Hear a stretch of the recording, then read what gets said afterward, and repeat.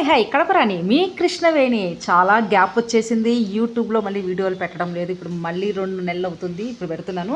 ఈరోజు వెరైటీగా వంకాయ మామిడికాయతో కర్రీ చేస్తున్నాను. చూడండి, చూశారు కదా, వంకాయలు మామిడికాయలు పైన ఆ తోళ్ళు కూడా నేను పోనీయటం లేదండి. అక్కడ తొడిమి ఉంటుంది కదా, ఆ తొడిమి కూడా ఇట్లా పొడుగు వంకాయలు, ఇట్లా రౌండ్ వంకాయలు, తొడేలు, మామిడికాయలు. ఇదండి నా ఫుడ్. అర్థమవుతుందా?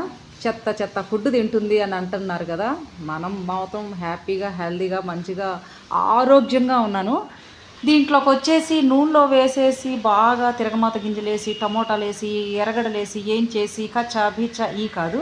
నేను ఈరోజు ఫాస్ట్గా అయ్యే వంట చెప్తున్నాను. చూడండి, ఒక గిన్నె తీసుకోండి, టమోటాలు, ఎర్రగడ్డలు అనగా ఆనియన్స్ 2 దాంట్లో వేసేసేయండి. తెల్లగడ్డ అంటే వెల్లుల్లి కూడా దంచలేదు, చూసారా, దంచుకోండి మీ ఇష్టము. ఓకే, నేను అట్లే వేసా ఫ్లేవర్ కోసం వచ్చేసి, సువాసన వెదజల్లాలి కదా. తర్వాత అల్లం పేస్ట్ మొత్తం అన్నీ కలిపి పెట్టేస్తానండి. మన పాతకాలపు అమ్మమ్మ గారి వంటలు ఉంటాయి కదా, చేపల పులుసు ఇలాంటివి అన్నమాట.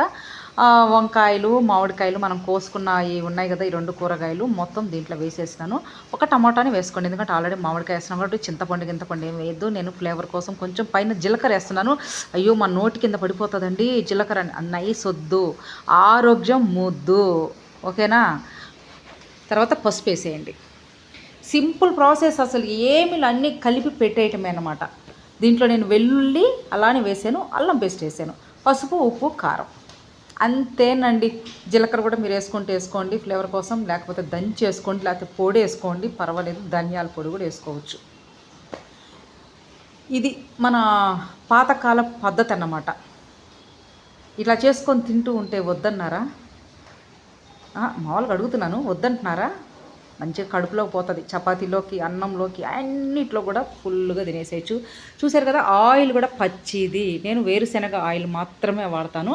పొయ్యి అంటించేసాను, పొయ్యి మీద పెట్టేశాను. చూసారు కదా, అంతే. కూరగాయలు, అల్లం పేస్టు, వెల్లుల్లి, ఉప్పు, కారం, పసుపు, అంతేనండి.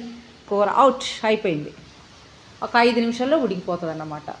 ఒక్కోసారి ఒళ్ళు బరువేసి ఏం కూరలు చేసుకోవాలి అని అట్లా ఇట్లా ఒళ్ళు కొంచెం ఉంటుంది కదా, నాలాంటి బద్ధకస్తురాళ్ళు, అలాంటి వాళ్ళకి ఇది ఇంకా బాగా ఉంటుంది. ఇంకోటి ఏంటంటే ఆరోగ్యంగా కూడా ఉంటుందండి. నేనైతే వచ్చి కూరగాయలు తింటాను, పెద్దగా ఉడకబెట్టుకోను. మీరైతే కొంచెం మెత్తగానే ఉడకబెట్టుకొని తినండి. నా కూరలన్నీ చాలా చాలా వెరైటీగా ఉంటాయి. అది చాలామందికి నచ్చకపోవచ్చు, కాకపోతే నేనైతే హ్యాపీగా, ఆరోగ్యంగానే ఉన్నాను దేవుడి దయ వల్ల. ఇవి తిన్న తర్వాత కూడా ఆయిల్ వేసి, ఆయిల్లో బాగా మగ్గనిచ్చి ఆయిల్ ఇది ఏమీ లేదండి. చూసారు కదా, ఒక చుక్క ఆయిల్, ఒక 2 స్పూన్లు ఆయిల్ పోసాను, మిగతాటి అన్నీ కలిపి పెట్టేశాను. చూసుకోండి ఒకసారి, మీకు కూడా అర్థమవుతుంది. చేపల పులుసు కూడా సేమ్ ఇట్లే చేస్తారండి. చూసారా, పట్టేసింది, ఉడుకుతుంది కర్రీ. చాలు, నేను ఈ ప్రాసెస్లో ఇంకొక 2 మినిట్స్ ఉడకబెట్టుకొని అయితే నేను తినేస్తాను. మీరైతే మంచిగా ఉడకబెట్టుకోండి. చాలామందికి నచ్చదు, తినరు. నాకైతే ఇలా నచ్చుతుంది కాబట్టి నేను ఇలానే తింటాను.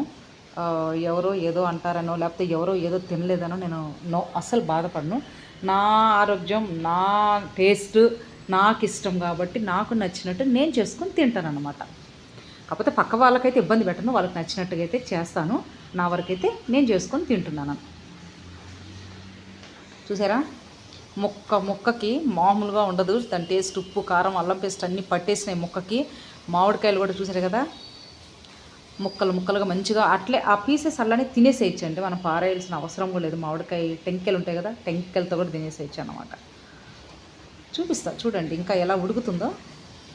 ఇది కర్రీ అయిపోయింది. కరెక్ట్గా 10 మినిట్స్లో అయిపోయింది. అంటే అన్నీ కలిపి పెట్టేసినానండి. చూసారా, మెత్తగా ఎలా ఉడికిపోయిందో. ఇలా గెంటితో ఇలా ఉడిస్తే చాలు, మెత్తగా మన ఐస్ క్రీమ్ పోయినట్టు పోతుంది. చూసారు కదా, ఇది ఇప్పుడు వేడి వేడి అన్నంలోకి ఈ కర్రీ కానీ వేసుకొని తింటే ఉంటుంది దీనమ్మ జీవితం. కడప రాయలసీమ వంటలంటే ఇలానే ఉంటుంది అన్నమాట. కడప వాళ్ళు ఏమైనా తిట్టుకున్నారు, వసే మేము ఇలా ఎందుకు చేసుకుంటామే అనేసి. ఓకే, నాకు నచ్చినట్టుగా నేను చేసుకున్నాను. చూసారు కదా, మంచిగా రైస్ చేసుకున్నాను, ఈ కర్రీ పెట్టుకున్నాను. ట్రై చేయండి, ఏమీ కాదు. మనం చేసుకున్న వంటలు సృష్టిలో అన్ని రకాలు, అన్నీ మొత్తం మనం ఎలా తినాలో అలా మనం నచ్చినట్టు మనం చేసుకోవచ్చు అన్నమాట. ఏంటి అంట మన వాళ్ళు పెద్దవాళ్ళు ఎలా చేసుకుంటూ ఉంటారో మనం అది ఫాలో అవుతూ దాన్నే మనము చేసుకొని తింటున్నాం కాబట్టి అయ్యో ఇవి కొత్తగా కనిపిస్తాయి. చూడండి ఇలా కూడా చేసుకోవచ్చు కొత్త కొత్త పద్ధతుల్లో. చూడండి ఇప్పుడు ఉంటుంది మధ్య ఫుల్గా లాగిచ్చేసి తినేస్తాను నేను. Bye, subscribe please.